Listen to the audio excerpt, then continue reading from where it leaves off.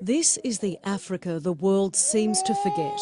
In remote eastern Uganda, Hadija Babire is raising 10 children whose parents have died from HIV/AIDS. This tiny toddler is almost 3 years old. His brother lies helplessly on the ground, unable to walk or talk. She gets the food with the support from the health center, and at times that food is not enough. So it gets finished when the date to go back has not arrived. So during that period of time, the child starves. 2 devastating hailstorms tore through the town of Namatumba in May, flattening homes and razing crops. I had 2 acres of rice, 3 acres of cassava, 3 acres of maize, 1 acre of nuts, coffee, and banana plants, and everything was destroyed. Those who've worked the land for generations say the scale of this disaster was unprecedented. There has been a drastic climate change in Uganda. Farmers say the rains come at the wrong time or don't come at all. As a result, more than 17 million people suffer from hunger. A quarter of the children are stunted. Of the pittance the Ugandan government spends on agriculture, 1/3 is siphoned off through corruption and bureaucracy. Government has not lived up to the expectation of taking responsibility. In many cases, they would say there's no hunger in country, and it is a situation of living in self-denial. There's growing evidence that if governments in Africa and around the world had acted sooner, this food shortage might never have happened. Research published by the anti-poverty agency ActionAid shows that for every $1 spent on agriculture, $10 is saved in humanitarian aid down the track. If farmers can be helped to improve the quality of their crops and adapt to changing weather patterns, this may well be the last famine in human history. ActionAid has set up high-yielding seed banks for local farmers.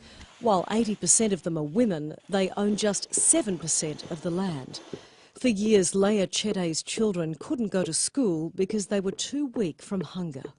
Since they started growing these seeds, which ActionAid is supplying in the community, her life has changed and the entire family members. When they went on growing those crops, the issue of nutrition changed because their children are healthy and they are bright. With the world's population now exceeding 7 billion, aid agencies are calling on world leaders to help farmers grow their food today so they don't need handouts tomorrow. Tracey Spicer, Sky News, Uganda.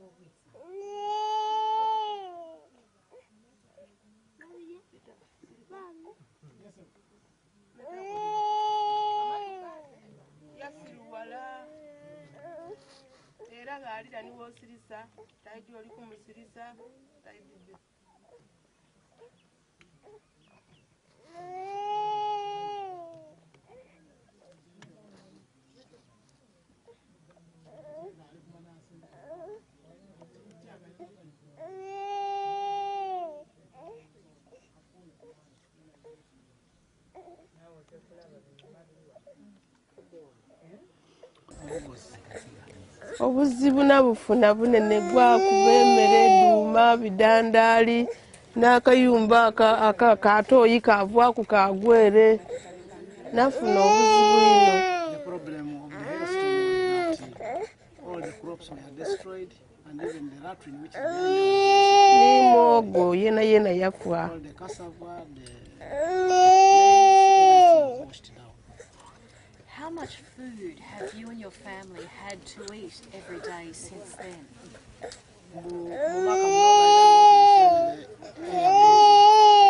Mbaire okusinziira ku famire yendi nayo nga nkozesa emmere eningi n'esepiki nfumbira irala nene embooli ediba mbooli ntaaku n'olukugiriro mwogo n'afumba ku akatogo.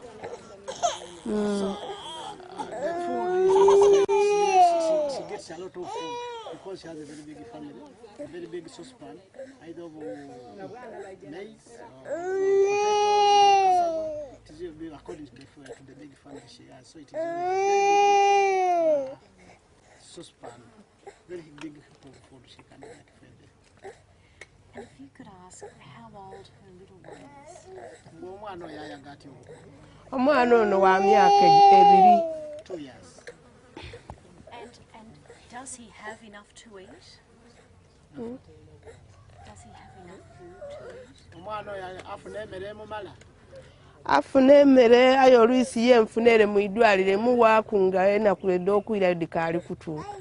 She gets the food with the support from the health center, and at times that food is not enough, so it gets finished when the date